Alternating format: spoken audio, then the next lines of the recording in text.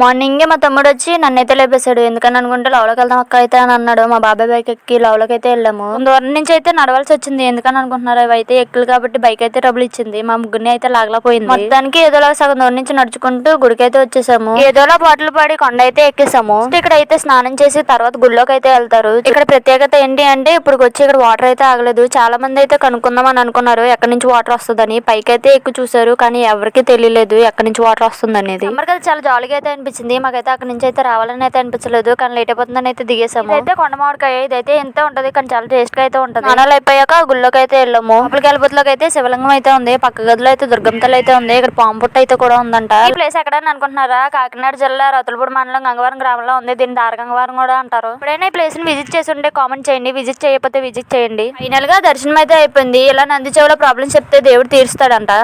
Please do subscribe.